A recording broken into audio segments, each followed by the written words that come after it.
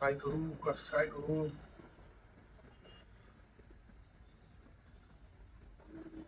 Hello Rohidas भाऊ, अहो हॉस्पिटलमध्ये आलो अर्जंटमध्ये. पप्पांना ऍडमिट केलंय. बायपास सांगितले डॉक्टरांनी.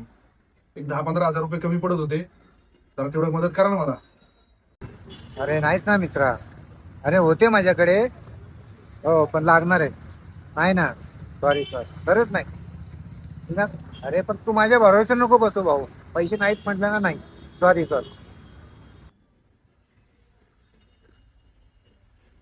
हॅलो अभिषेक, अरे जरा अर्जंटमध्ये हॉस्पिटलमध्ये आलो पप्पांना घेऊन. मला पैसे लागत होते राव 10-15 हजार. प्लीज बघ ना, काहीतरी अरेंज करून दे ना. अरे माझ्याकडे नाहीत ना पैसे. माझ्याकडे होते पण मी मिस्टरला दिले. त्यामुळे सॉरी. त्यामुळे नेक्स्ट टाइम तुला मदत करेल. सॉरी. बर. आईला काय करू काय करू. असल्या वाईट काळात कोण मदत करणार. आपला एकच जिगरी मित्र होता यार प्रभू. तर त्याला पण मी काय बाय बोलून अख्खे संबंध खराब करून ठेवले. शेट, तो पण पैसे नाही देणार.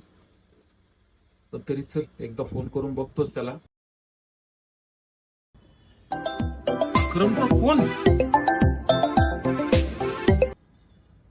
हॅलो. प्रभू, अरे पप्पांना जरा अर्जंट हॉस्पिटलमध्ये घेऊन आलोय.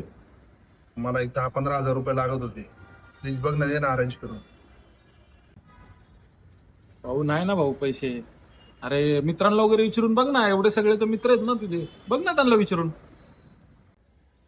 नाही रे, सगळ्यांना फोन केली, कोणाकडेच पैसे नाहीयेत. अरे अक्रम, पैसे सगळ्यांकडे आहेत रे भावा. पण पैसे तुला कुणी देणार नाही. कारण तू सगळ्यांना कळून चुकलं की पैसे घेतल्यानंतर तुझी काय भाषा असते आणि कसं वागतो. त्याच्यामुळे मार्केटमध्ये जी तुझी इज्जत गेली मित्रांमध्ये, त्या व्यवहार तुझा खराब असल्यामुळे तुला कुणी पैसे देणार नाही. आज बघ ना, तुला खरंच पैशाची गरज आहे आणि कोण तुला मदत करतंय का. तर असंच असतं भावा, कोणासोबत वाईट नसतं वागायचं. शेवटी काही झालं तरी कर्म फिरून येतात. आज माझ्याकडे पण पैसे आहेत, पण सॉरी भाऊ, मी तुला नाही देऊ शकत कारण तुझा व्यवहार खराब आहे. चालतंय, ठेवतो.